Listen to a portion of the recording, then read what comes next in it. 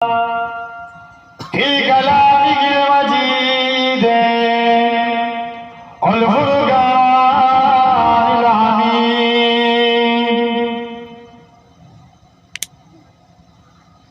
وما محمد إلا رسول قد خلق من قبله رسول وقال رسول الله صلى الله عليه وسلم من عبى سنتي فقد عبني وما عبني كان معي في الجنة प्यारे हाजिरान मजलिस उपस्थित प्यारे हाजिरान मजलिस उपस्थित এই মাহফিলে বসে থাকা বয়োজ্যেষ্ঠ আমার মুরুব্বিয়ান চাচাজান বোনেরা পর্দার আড়ালে উপস্থিত আমার মা ও বোনেরা সদ্য আমার এলাকার মসজিদের ইমাম সাহেব সম্মানিত আল্লাহ পাকের হাজী বান্দা বোনেরা আমার যুবক তরুণ ভাইরা পর্দা নসিনা আমার মা ও বোনেরা সদ্য ফুরফুরা শরীফ থেকে আগত ভাইজান হুজুর কেবলা সকলকে জানাই গুনাহগারের তরফ হতে পিন্নগর দরবার শরীফের পক্ষ হতে আপনাদের জানাই আন্তরিক সালাম মুবারকবাদ খিদমতে আপনাদের এসেছি দোয়া নেওয়ার উদ্দেশ্যে আল্লাহ পাকের দ্বীন ইসলামের খিদমত আল্লাহ পাক যদি তৌফিক দেয় আপনাদের কাছে কিঞ্চিত পরিমাণ আলোচনা দোয়া করে আল্লাহ পাক আপনাদের কাছে আমি গুনাহগারকে আল্লাহ কিছু বলার মতো তৌফিক দেন বলেন আল্লাহুম্মা আমিন জোরে হবে না এই জায়গায় বসিয়েছে কে জোরে বলো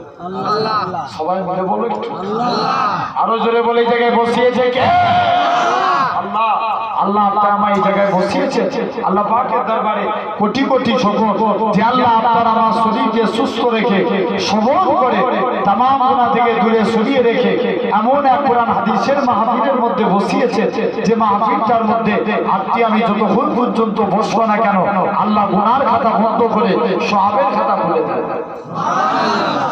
ঠিক কিনা বলুন জোরে বলো আমার ভাইরা যুবকেরা তাহলে তোমায় আমায় ভাবতে হবে এই জায়গায় বসেছি আল্লাহ পাকের কোটি কোটি শুকর যে আল্লাহ আপনার আমার শরীরকে সুস্থ রেখে সবল করে এই জায়গায় বসিয়েছে তাহলে যে আল্লাহ বসিয়েছে আল্লাহ পাকের দরবারে শুকরিয়া আদা করি বলেন আলহামদুলিল্লাহ জোরে বলবেন আলহামদুলিল্লাহ আল্লাহ এতটুকুই চাই বান্দা তোরা আমি আল্লাহ আমার শুকর গুজারি কর আমি আল্লাহ তোদের উপরে খুশি হব আমি আল্লাহ তোদের সওয়াব জোরে বলবেন তাহলে এই জায়গায় আজকে আমি বসেছি আল্লাহ পাকের কোটি কোটি শুকর আমার বাপ ভাইরা ওয়াজ বোঝার জিনিস না শোনার বুঝতে হবে বুঝে আমল করব আল্লাহ আপনাকে আমাকে সওয়াব দেবে জোরে বলবেন এই সুবাগরে যার লোক আছে সবাই যদি এসে মাহফিলে বসতো লোক ধরার জায়গা দেওয়া যেত এখন কি করছে সব বাড়ি বাড়ি ঘুমাচ্ছে তাই তো একটা দিন এই আব্দুল চৈত্র জলসা সুবাগর এই আব্দুল চৈত্র জলসা একটা দিন জলসা দিয়েছে আপনার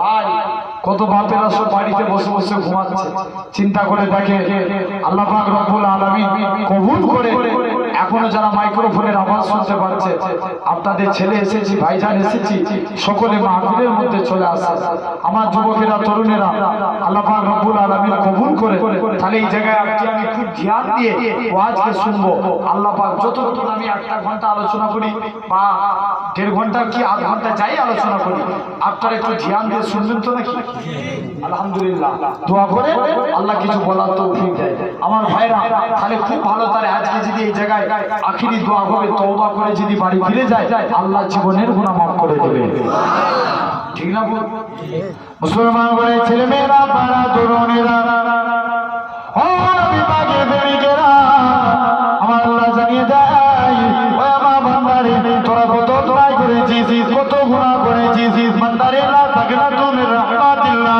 ইন্নাল্লাহা ইয়াগফিরুয যুনুবা জামিআ ইন্নাহু আল গফুরুর রাহিম ও আমার বান্দারে তোরা আমি আল্লাহ আমার কাছে তওবা করা চাইলে আমি আল্লাহ তোরে জীবনের গুনাহটাকে ক্ষমা করে দেব কেন আমি আল্লাহ গুনাহ ক্ষমাকারী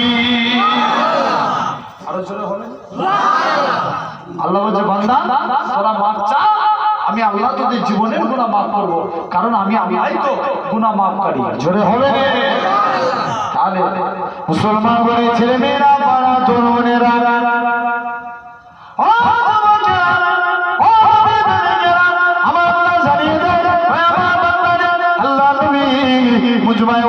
কিতাবের মধ্যে জানিয়ে দিয়েছে আমার উম্মাতিরা যদি মরণের 1 বছর আগে তওবা করে আল্লাহ তাদের জীবনের গুনাহটাকে মাফ করে দিবে।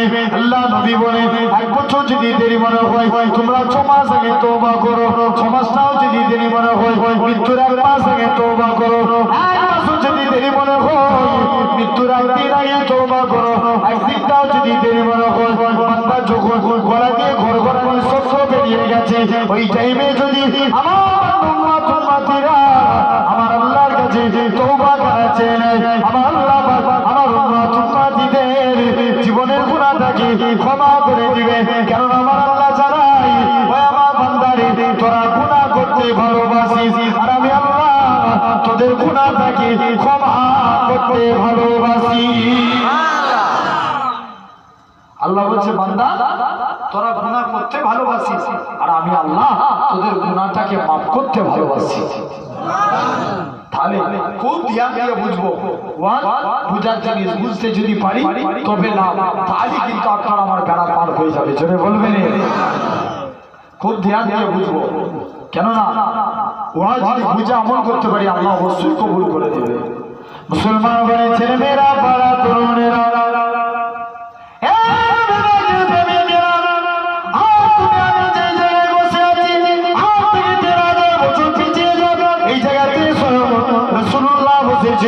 আপনারা যেখানে বসে আছেন সাহাবারা বসেছিল, আমি যেখানে বসে আছি সাহাবারা বসেছিল, আপনারা যেখানে বসে আছেন তাবিঈরা বসেছিল, আমি যেখানে বসে আছি তাবিঈরা বসেছিল, আপনারা যেখানে বসে আছেন তাবিঈরা বসেছিল, আমি যেখানে বসে আছি তাবিঈরা বসেছিল, আপনারা যেখানে বসে আছেন আইমায়ে দ্বীনেরা বসেছিল।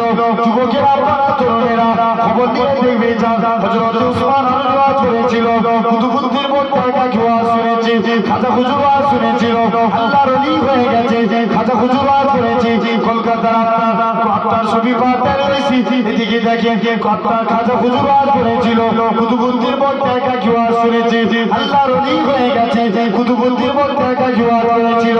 আপনারা বাড়ি দিকে দেখেন নূর মোহাম্মদ চাঁদপুরি ওয়াজ করেছিল, কলকাতার মানিকতলায় শুয়ে আছে রাসূলের নওয়াজ ছবি পাতারে ওয়াজ করেছিল, আল্লাহর ওলি হয়ে গেছে, ছবি পাতারে ওয়াজ করেছিল।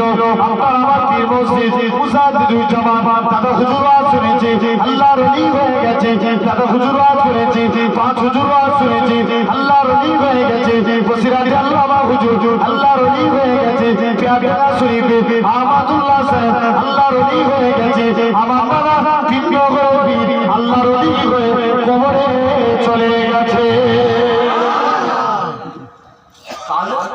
আর তোমায় আমায় ভাবতে হবে, শুধু শুনলে হবে, মাঝে মাঝে একটু তাকবীর দেওয়া দরকার আছে না? আর এই তাকবীর আর এই দেখবে, আর তোমায় আমায় ভাবতে হবে, তাহলে ওয়াজকে বুঝতে হবে, আল্লাহ কবুল করে দেবে। আজ এই জায়গায় বসেছি, ভাইজান আসা পর্যন্ত যতক্ষণ আসবে, যতক্ষণ না আসবে আমি একটু আলোচনা করবো, আল্লাহর গোলাম হবো, আমরা রাজি আছি? একটু হাত তুলে দেখাও তো দেখি। না আর এই তাকবীর, আলহামদুলিল্লাহ, হাতটা মানে আমরা তো প্রত্যেকে আল্লাহর গোলাম হতে চাই, ঠিক না? জোরে বলো। আমার ভাইরা, যুবকেরা, আল্লাহর গোলাম কি এমনি হওয়া যাবে? নামাজকে ঠিকভাবে আদায় করতে হবে, তবে কিন্তু আল্লাহর গোলাম হয়ে যাবো। জোরে বলে, আর একটু জোরে হলে খাঁটি ভাবে আদায় করতে হবে। রাসূলুল্লাহ বলছে শিরক হচ্ছে 2 প্রকার, একটা হচ্ছে শিরকে আকবার, একটা শিরকে আসগার। আকবার মানে বড়, আসগার মানে ছোট। বড় শিরক কোনটা? যেটা আল্লাহ ব্যতীত অন্য কাউকে সিজদা দেয়া। ভাই কপাল কার জন্য? জোরে বলে, আল্লাহর জন্য। এটা আল্লাহ ব্যতীত অন্য কাউকে দেয়া যাবে? জোরে বলে, দেয়া যাবে? যাবে না। আর শিরকে আসগার, লোক দেখানো কাজ। আল্লাহ রাসূল বলছে আমার উম্মতরা পথভ্রষ্ট হবে লোক দেখানো কাজের ব্যাপারে। কাজে তোমাকে আমাকে চিন্তা করতে হবে, লোক দেখানো কাজ থেকে দূরে সরে থাকতে হবে। নামাজ যদি পড়ি খাঁটি ভাবে আদায় করবো, আল্লাহ নামাজকে কবুল করে নেবে। জোরে বলবে না? আর একটু জোরে হবে না? দেখেন নামাজ পড়েছিল আল্লাহ রাসূলের এক যুবক সাহাবী নবীর কাছে গেলে যে বলছে হুজুর আল্লাহ নবীর কাছে খুব খেয়াল করে শুনলেন আল্লাহ নবীর কাছে যে বলছে হুজুর আজকে দিনে আপনার কাছে এসেছি আল্লাহ নবী যুবকের দিকে তাকিয়ে মুচকি মুচকি হাসি দিতে লাগলেন জোরে বলুন সুবহানাল্লাহ এই আওয়াজ আরেকটু জোরে জোরে নবী মুচকি মুচকি হাসি দিলেন যুবকটা কোনো কথা না বলে নিজের বাড়িতে চলে গেল বাড়িতে এসে যুবকটা কি করেছে আপনার যুবকটা বাড়িতে চলে এসেছে বাড়িতে এসে এখন ঘুমাতে যাচ্ছে মনে পড়ে যায় রাসূলুল্লাহর মুচকি হাসি সুবহানাল্লাহ কাজ করতে যাচ্ছে মনে পড়ে যাচ্ছে রাসূলুল্লাহর মুচকি হাসি সুবহানাল্লাহ যুবক আর থাকতে পারলেন না দৌড়ে দৌড়ে চলে এলেন আল্লাহ নবীর হুজরার দিকে যায় আল্লাহ নবী সাহাবী যুবক ছেলে গানা আল্লাহ নবী হুজরা মুবারকের দিকে চলে আসি ও নবী প্রেমিকেরা আল্লাহ নবী সাহাবী আল্লাহ নবীর কাছে এসে বলে হে হযরত মুহাম্মদ সাল্লাল্লাহু আলাইহি সাল্লাম হুজুর আজকে দিনে আপনার কাছে এসেছি হুজুর আজকে দিনে আমি যখন কাজ করতে যাই তখন আমার মনে পড়ে যায় আপনার মুচকি হাসি যখন আমি ঘুমাতে যাই তখন আমার মনে পড়ে যায় আপনার মুচকি হাসি ইয়া রাসূলুল্লাহ নবী আল্লাহ হুজুর আমার কাজ করতে ভালো লাগে না হুজুর আমার ঘুমাতে মন চায় না ইয়া রাসূলুল্লাহ নবী আল্লাহ আল্লাহ পাকে নবী হুজুর হাত কারা বাড়িয়ে দেন আজকে দিন আমি ঈমানের কালেমা পড়ে মুসলমান হয়ে গেলাম সুবহানাল্লাহ হুজুর আমি মুসলমান হলাম তবে শর্ত চারটা মুসলমান হয়েছি আমি নামাজ পড়ব মুসলমান বলা যাবে বলা যাবে না বলছে হুজুর নামাজ পড়বই কিন্তু মুসলমান হব চলে গেছে আল্লাহ নবী বলছে ঠিক আছে বাবা যা তো যখন ইচ্ছা হবে তুই বাড়িতে যে নামাজ পড়বি জোরে বলবে বাড়িতে চলে এসছে এসে বাড়িতে বসে আছে সব বন্ধু বান্ধবরা নামাজ পড়ে এতদিন অন্য ধর্মের ছিল বন্ধু বান্ধব অন্য ধর্মের হবে ঠিক না এখন মুসলমান হয়েছে বন্ধু কারা হবে মুসলমানই হবে সব মুসলমান বন্ধু বান্ধব হয়েছে মুসলমানরা সব নামাজ পড়তে যাচ্ছে আর যুবক যেতে পারে মনে মনে চিন্তা করছে আল্লাহ আমার বন্ধুরা নামাজ পড়ে আর আমি নামাজ পড়বো নি কেউ যদি বিড়ি ঘরের সঙ্গে ঘুরে কি হবে জোরে বলো বিড়ি ঘড়ি হবে আর কেউ যদি নামাজির সঙ্গে ঘুরে জোরে বলো নামাজি হবে যুবকটা মনে মনে করছে আল্লাহ আজকে দিনে আল্লাহ আমি কি নামাজ পড়বো নি আল্লাহ আমি কি নামাজ পড়তে যাবো নি যাই নবীর কাছে যাই দৌড়ে দৌড়ে গিয়ে আল্লাহ নবীর কাছে যে বলছে হুজুর আমি নামাজ পড়বো বলেছিলাম নামাজ পড়বো নি বলেছিলাম না হুজুর আজকের দিন থেকে ওয়াদা করছি হুজুর আমি নামাজ পড়বো কিন্তু উজু করবো হবে আমার ভাইগুলো কথা বলো নামাজ হবে হবে বলছে হুজুর নামাজ পড়বো কিন্তু উজু করবো আল্লাহ নবী বলছে যা তো যখন ইচ্ছা হবে তুই উজু করে নামাজ পড়বি জোরে বলবে না আর একটু জোরে হবে না যুবক ছেলে মসজিদে চলে গেছে আপনার একদিন ফজরের টাইমে মসজিদে যে নামাজ পড়বে যুবক ছেলেখানা মসজিদের মধ্যে চলে গেছে আল্লাহ নবী সাহাবী যুবক ছেলেখানা মসজিদের দিকে চলে যায় আল্লাহ নবী জামাতা হযরত শেরে আলী রাদিয়াল্লাহু তাআলা হুজুর আমার মসজিদে বসে বসে উযু করে আল্লাহ নবী জামাতা হযরত শেরে আলী রাদিয়াল্লাহু তাআলা হুজুর আমার মসজিদে বসে বসে উযু করে হযরত আলী জানিয়ে দিয়েছিল হযরত আলী বলেছিল হযরত আলী উযু করে উযু করার নিয়ম হচ্ছে দুই হাতের কনুই পর্যন্ত ধৌত করা ঠিক না বল উযু করার নিয়ম কি জোরে বলো দুই হাতে কনুই পর্যন্ত ধৌত করা হযরত আলী যুবকটা দেখে হযরত আলী বগলের নিচু থেকে ধৌত করে হযরত আলী পাঁচবার নিয়ম হচ্ছে পায়ের হাত পর্যন্ত ধৌত করা হযরত আলী হাঁটুর নিচু থেকে ধৌত করে আল্লাহ নবী সাহাবীরা জিজ্ঞাসা করে হযরত আলী হে রাসূলুল্লাহ জামাতা হযরত আলী বলো তো দেখি তুমি উযু করো বারে বারে উযু করো উযু করার নিয়ম মেনে তুমি উযু করার নিয়ম না মেনে তুমি বেশি বেশি করে কেন পানি দিয়ে উযু করো বেশি বেশি করে পানি দিয়ে কেন পা ধো হযরত আলী বলে ওগো বাবা যুবক ও ও বাবা যুবক, ও বাবা যুবক, মনে কষ্ট লিও নি বাবা, মনে দুঃখ লিও নি। আল্লাহ নবীর মুখ থেকে শুনেছি, আল্লাহ নবী জানিয়েছেন যে প্রকৃত উজু দেওয়া হবে, উজুর পানি শরীরের যেই জায়গায় দেখবে খালি কিয়ামতের ময়দানে আমার মারা পাকটা শরীরের ওই জায়গা থেকে নূর চমকাতে থাকবে। তার শরীর ওই জায়গা থেকে কি চমকাবে? জোরে বলো, নূর চমকাবে। যুবকটা মনে মনে বলছে হুজুর যাই, নবীর কাছে যাই। দৌড়ে দৌড়ে নবীর কাছে গেছে। হুজুর আমি উজু করবনি বলেছিলাম না, তবে আজকের দিন থেকে ওয়াদা করছি হুজুর আমি উজু করব, কিন্তু আমি আজকের দিনে আমি 5 ওয়াক্ত নামাজের আগে 5 বার গোসল করে উজু করে নামাজ পড়ব। আরো জোরে হবে না? যুবক চলে গেলেন। তাহলে আল্লাহর গোলাম হতে গেলে ফার্স্ট কাজ হলো আপনাকে আমাকে নামাজ ইখলাসের সঙ্গে আদায় করতে হবে। দ্বিতীয় কাজ কলেমাকে জিন্দা করা লাগবে। রাজি আছেন? জোরে বলো। আজ দিকে দিকে কলেমাকে মিটিয়ে দেওয়ার চেষ্টা চলছে। যুবকেরা পড়াশোনার বেলা আল্লাহর যদি মাদাত থাকে, আল্লাহর যদি দয়া থাকে, কারণ বাবার ক্ষমতা আছে ইসলামকে মিটানো। এই আওয়াজ জোরে বলো, আরো জোরে বলা লাগবে। কারোর ক্ষমতা আছে মিটানো? মিটানো নাই, কারোর ক্ষমতা নাই। আমার আল্লাহর যদি মাদাত থাকে, আমার আল্লাহর যদি দয়া থাকে, আমার আল্লাহ তো ইসলামকে জিন্দা করবে। জোরে বলো, আরো জোরে বলো। দেখে ইসলামকে কে মিটাতে পারবে মনে হচ্ছে? আজকে ইসলামকে মিটানোর চেষ্টা চলছে। কথা বুঝতে পারছেন? জেনে রাখবেন আল্লাহ যুগে যুগে এক একজন যুবককে পাঠিয়ে দেয়, এক একজন বীর মুজাহিদকে পাঠিয়ে দেয়, যার রাসূল আল্লাহ ইসলামকে পুনরায় চিন্তা করে দেয়। জোরে বলে, আরো জোরে বলে। ইয়ামিনের এক বাদশা ছিল, যার নাম ছিল ইউসুফ জুনওয়াজ। কি নাম বললাম? ইউসুফ জুনওয়াজ। সে নিয়ম চালু করলো, আমার দেশে কেউ কলেমা ঝান্ডা উড়াতে পারবে না, আমার দেশে কেউ ইসলামের পতাকা উড়াতে পারবে না। যে ইসলামের পতাকা উড়াবে তার গর্দানকে নামিয়ে দেবো, গর্দানকে ঝুলিয়ে দেবো, কেউ আল্লাহ বলে চেঁচাতে পারবে না। সে নিয়ম চালু করলো। নিয়ম করতে করতে মাঝখানে এখন দেখতে পাওয়া যায় বুড়ো হয়েছে। আচ্ছা বলো তো, বুড়ো হলে মানুষের চিন্তা বাড়ে না কমে? যে চিন্তা বেড়ে যায়। বুড়ো হয়েছে, মনে মনে চিন্তা করছে আমি তো মুসলমানদের উপর যে হারে অত্যাচার করেছি, এরা যদি একবার ক্ষমতা পেয়ে যায় তাহলে কিন্তু আমার অবস্থা খারাপ। ঠিক কিনা? জোরে বলো, ঠিক না ভুল? আমার বাপ ভাইরা তাই মনে মনে চিন্তা করছে, দেখা যাক উপায় কি আছে।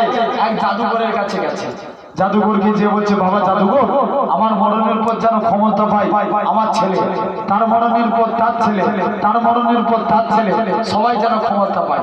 জাদুঘর বলছে এই ব্যাপার, ঠিক আছে যাও, চলে যাও। মানা যাবে না। বলছে যা টাকা লাগে দেবো, দরকার হয় রাজ দরবার থেকে তোর নামে একটা ভাতা তৈরি করে দেবো, তুই যা আজকের দিনে তুই আমার এই জাদু বিদ্যা শিক্ষা দে। জাদুঘর বলে টাকার লোভ আছে না? আছে, টাকার লোভ আছে। জাদুঘর মনে মনে করছে যে দেখি তো।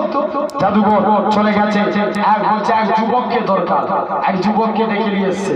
যুবককে ডেকে নিয়ে আসার পর যুবকটা জিজ্ঞাসা করছে জাদুঘর বলো তো দেখিনি আজকের দিনে, তুমি তো আজকের দিনে চলে যাবে, বলো জাদুঘর তুমি এক যুবককে নিয়ে কি করবে? বলে তাকে আমি শয়তানি জাদুবিদ্যা শিক্ষা দেবো, সে মানুষের মধ্যে শয়তানি প্রয়োগ করে দিবে, শয়তানি জাদুবিদ্যা দিয়ে মানুষের মধ্যে ঝামেলা লাগিয়ে দিবে, এরা ঝামেলা করে মরবে, তুমি রাজত্ব করবে। রাজা দেখছে বাহ বুদ্ধি তো ভালো, এক যুবককে সিলেক্টেড করলো যার নাম ছিল আব্দুল্লাহ বিন, কি নাম বললাম? যুবককে পাঠিয়ে দিল। যুবক আপনার জাদুবিদ্যা শিখতে চলে গেলে। কিতাবে এসে দিনের বেলায় জাদুবিদ্যা শিখতে যেতে, রাতের বেলায় ফিরে চলে এসছে। আবার অন্য এক রিয়াতে এসছে কন্টিনিউ 6 মাস জাদুবিদ্যা শিক্ষা অর্জন করলো। ক মাস? 6 মাস। 6 মাস পর একদিন দেশের মাটিতে পা রেখেছে একটা মুরব্বী আল্লাহর ওলি, গাছতলায় বসে বসে আল্লাহ আল্লাহ আল্লাহ জিকির করছে। জোরে জোরে এখন যুবক যে বলছে মুরব্বী তুমি গাছতলায় বসে বসে কি করছো? বাবা আল্লাহ নামে জিকির করছি। তুমি কি কলেমা সৈনিক হবে? বলে দাঁড়াও তোমার জিকির করাচ্ছি। রাজার কাছে যাই, বিচার দিচ্ছি যে তোমার জিকির করা বার করছি, তোমার আল্লাহ বলা বার করছি। দাঁড়াও। বলে বাবা তুই কি কলেমা সৈনিক হবি? বলছে না, আমি কলেমাকে মিটানোর জন্য কি শিখেছে? জাদু। আমি জাদু শিখেছি আর আমি কলেমা সৈনিক হবো। পালা! যুবককে তাড়িয়ে দিয়েছে। যুবক চলে গেছে। যুবক কিছুটা হেঁটে হেঁটে যায়। আল্লাহর ওলি যুবকের দিকে তাকিয়ে তাকিয়ে একবার কাঁদে, আবার মুচকি মুচকি হাসতে লাগে। যুবকটা বলছে হুজুর কি খেপে গেল নাকি? একবার আমার দিকে তাকিয়ে তাকিয়ে কাঁদে, একবার হাসে, কারণটা কি? একবার যে দেখি যুবকের কাছে। কেননা আজ হুজুরদের 10 লোক আগে খুঁজে, ঠিক না ভুল বলছি? হুজুর যদি একটু জোরে জোরে দৌড়ায় বলবে দেখেছি আর এক জায়গায় আছে, ঠিক না ভুল বলছি? আবার যদি আস্তে আস্তে যায় বলবে কমিটির কি খাওয়া খেয়েছে রে, দেখেছি চলতে পারেন, ঠিক না ভুল? জোরে বলো। যুবকটা চলে গেছে। যুবকটা যে দেখে হুজুর এত কেন দৌড়ায়, হুজুর এত কাঁদে কেন, এত হাসে কেন, একবার যে দেখি যুবকটার কাছে চলে গেছে। যুবকটা আল্লাহর ওলির কাছে গেছে। মুসলমান ঘরের ছেলেমেয়েরা, পাড়া তরুণেরা, ও দিমাগে প্রেমিকেরা, যুবক ছেলেখানা আল্লাহর ওলির কাছে এসে আল্লাহ পাকের ওলি ও মুরুব্বি বেবি বলো তো দেখি তুমি আমার দিকে তাকিয়ে তাকিয়ে কেন তুমি কাঁদতেছিলে? ও আল্লাহর ওলি কি জানিয়ে দিয়েছিল? আল্লাহর ওলি বলেছিল ও বাবা যুবক, ও বাবা যুবক, আজকে দিনে আমি শুনেছি কেননা কাল কিয়ামতে, কেননা তুমি তো একদিন মরে যাবে। যেদিন তুমি মরে যাবে সেদিন তুমি কবরে চলে যাবে। তোমার এই সুন্দর চেহারা কবরের মাটি খেয়ে ফেলবে। সেই দিনে তোমার কি হবে? সেই দিনের কথা চিন্তা করে আমি যুবক আজকে দিনে কাঁদি। ও যুবক বলে কেন বলে আল্লাহ পাকের ওলি, তবে কেন আপনি হাসতে লাগে? আল্লাহ পাকের ওলি কি জবাব দিয়েছিল? ও বাবা যুবক, ও বাবা যুবক, আল্লাহ নবী কেননা আজকে দিনে আমি এই জন্য হাসতে লাগি, আমার আল্লাহ পাক ইলহামের মধ্যে জানিয়ে দিল ও আমার বান্দা কেঁদো না, কেঁদো না।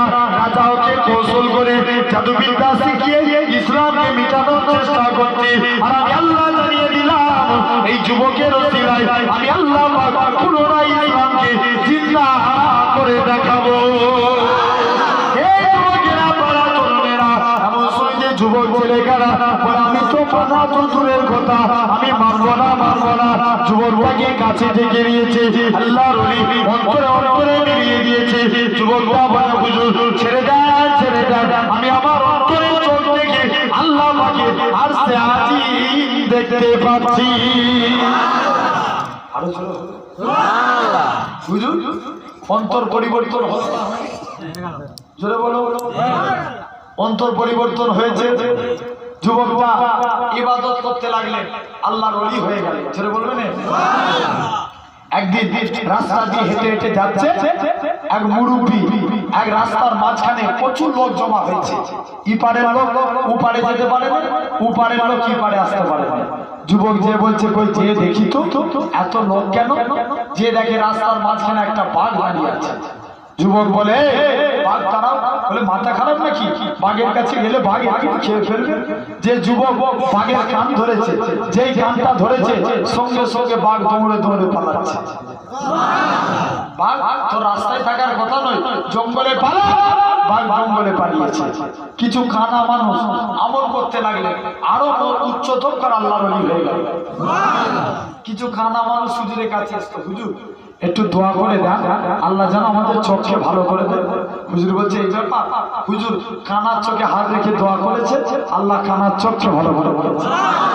কিছু প্যারালাইসিস ব্যক্তি হুজুরের কাছে আসতো, হুজুরের কাছে এসে পায়ে, হুজুর পায়ে চাইতে পারি একটু দোয়া করে দাও। হুজুর দোয়া করেছে, আল্লাহ প্যারালাইসিসের পাকেও ভালো করে দিয়েছে। এখন কানা দোয়া করেছে, ভালো হয়েছে, আর প্যারালাইসিস ভালো হয়ে গেছে। যুবক মনে মনে করছে এই ফিরি ফিরি আর লোকের রোগ সারাবে। ফিরি ফিরি করা যাবে? জোরে বলো।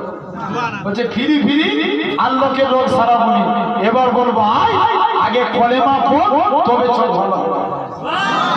আর একটু জোরে বলবো না। এখন এক কানা এসে বলছে হুজুর দোয়া করে দেন। হুজুর বলছে বাবা কলেমা পড়তো তবে দোয়া করবো। কলেমা পড়েছে, দোয়া করেছে, আল্লাহ চোখকে ভালো করে দিয়েছে। আর রাজার যে মন্ত্রী ছিল মন্ত্রীর চোখ কানা। কার? মন্ত্রীর চোখ কানা। মন্ত্রী মনে মনে করছে, রাজা আজকের দিনে তোমার কাছে এসেছি, রাজা একটু দোয়া করো জানো, এই যুবক আমি দোয়া করো। মন্ত্রী এসে বলছে, কিছু টাকা কিছু সামান নিয়ে যুবকের কাছে এসে হাজির। যুবক একটু দোয়া করে দাও, চোখ যেন ভালো হয়ে যায়, আমার চোখটাকে ভালো করে দাও। যুবক বলে, চোখ ভালো করা মালিক কে? এই আওয়াজ, চোখ ভালো করা মালিক কে? আল্লাহ। আল্লাহ চোখ ভালো করবে, আমি কে? বলে, না, তবে চোখ ভালো হতে পারে, তবে তোমাকে কলেমা পড়তে হবে। কি পড়তে হবে? কলেমা। কলেমা যদি পড়ো তবে তোমার চোখ ভালো হবে, কলেমা যদি না পড়ো চোখ ভালো হবে না। মন্ত্রী বলছে, তুই আমায় চিনিস? আমি দেশের মন্ত্রী, তুই আমায় কলেমার তাগিদ দিচ্ছিস? দাঁড়া, তোর খবর আছে। বলে, অত মন্ত্রী টুন্ত্রী আমি বুঝিনি, আগে কলেমা পড়, তবে চোখ ভালো হবে। মন্ত্রী দেখছে এই ছেলে যা ধরেছে কলেমা পড়িয়ে ছাড়বে তো। মন্ত্রী আস্তে আস্তে মনে মনে নিয়ত করছে, এই যুবকের কাছে কলেমা পড়বো, আর যে এখান থেকে চলে যাব কলেমা ভুলে যাবো। চোখ ভালো হবে? ভালো হবে? এই কি বলছো, ভালো হবে? ভালো হবে, চোখ ভালো হবে। যুবক মন্ত্রী মনে মনে নিয়ত করছে, এর সামনে কলেমাটা পড়ে নি। এটাকে বলা হয় বাঁশুরি আঁকি, ঠেলাই বললে আল্লাহকে ডাকা, ঠিক না বল? যুবক আর মন্ত্রী মনে মনে নিয়ত করছে, কলেমা পড়ি, দেখা যাক উপায় কি আছে। মুসলমান করে ছেলেমেয়েরা, পাড়া তরুণেরা, যুবক ছেলেখানা আল্লাহ পাকে দরবারে কেঁদে কেঁদে দোয়া চেয়েছিল। মন্ত্রীর চোখের উপরে হাত রেখে আল্লাহর কাছে দোয়া চায়, আল্লাহ তুমি মন্ত্রীর চোখ ভালো করে দাও। মন্ত্রীর চোখটা যদি ভালো হয়ে যায়, আমি যুবক তোমার কাছে ওয়াদা করলাম, পার্লামেন্টে ইসলামে ঝান্ডা ওড়াবো। আরো জোরে বলো। যুবকেরা যখন এই কথা বলে, মন্ত্রী বলে, যুবক আমাকে ছেড়ে দে, আমি রাজার কাছে চলে যাই। যুবক বলে, এত সহজ? মন্ত্রী বলে, যুবক আমাদের রাজা একজনকে জাদুবিদ্যা শিখতে পাঠিয়েছিল, সে এলে তোমার ব্যবস্থা করে দিবে। যুবক ছেলেখানা বলে, এ মন্ত্রী, রাজা যাকে জাদুবিদ্যা শিখতে পাঠিয়েছিল, আমার আল্লাহ তাকে হেদায়েত করে কলেমার প্রচার করাচ্ছে। মন্ত্রী কেন বলে, যুবক ছেড়ে দে, ছেড়ে দে। যুবকটা মন্ত্রীকে কাছে ডেকে অন্তরে অন্তরে মিলিয়ে নেয়। মন্ত্রীটা বলে, যুবক ছেড়ে দাও, ছেড়ে দাও, আমি আমার অন্তরের চোখ থেকে আল্লাহ পাকে আর সে আজি দেখতে পাচ্ছি। মন্ত্রী পরিবর্তন হলো না, হয় না? মন্ত্রী রাজার কাছে চলে গেছে। রাজা যে জিজ্ঞাসা করছে, যুবক কে ভালো করলো? রাজা যে জিজ্ঞেস করছে, এই মন্ত্রী চোখকে ভালো করলো, রাজা খুশি হবে না নারাজ হবে? খুশি হবে। মন্ত্রী জিজ্ঞেস করছে, মন্ত্রী বলছে, রাজা চোখ আমার আল্লাহ ভালো করেছে। আচ্ছা, এতদিন রাজার দরবারে আল্লাহর নাম হতো? হতনি। রাজা জিজ্ঞেস করছে, আমার চোখ আমার আল্লাহ ভালো করেছে। বলছে, হ্যাঁ আমি তোদের আল্লাহ? তখন মন্ত্রী বলছে, কে বললো? তোমার মুখটাই কেমন ডাকা পড়া, তোমাকে আল্লাহ বলে মানবো না? মোটেও মানবো নি। আমার আল্লাহ বলে না, অদ্বিতীয়, আমি আমার আল্লাহকে আল্লাহ বলে মানি। জোরে বলো। আর মন্ত্রী রাজা বলছে, দাঁড়া, আমার যুবক এসে। বলে, যাও না, ওই যুবকের গাইবি তো আমাদেরকে ওই যুবকই তো কলেমার তালিম দিয়েছে। জোরে বলবে। বলছে, এই ব্যাপার। কিছু সৈন্য পাঠিয়ে যুবককে তুলে নিয়ে চলে এসছে। যুবককে বলে, যুবক তোর পিছনে এত টাকা খরচা করে জাদুবিদ্যা শিখতে পাঠালাম, তুই আমি কলেমার প্রচার করছিস? যুবক বলে, এই কোনো ব্যাপার না, আমার আল্লাহ হেদায়েত করেছে, আমি কলেমার প্রচারই করব। তবে তোমাকেও বলছি, তুমিও কলেমা পড়ে নাও। জোরে বলবে না? বলছে, তুই আমাকে কলেমার তাগিদ দিচ্ছিস? তোর সাহস তো কম নয়। দাঁড়া, তোর মতো ছেলে থাকলে আমার গোটাই আমার দেশে তুই কলেমার ঝান্ডা উড়িয়ে দিবি না, তোকে পাঠাতে হবে। চলে যা, 70 জন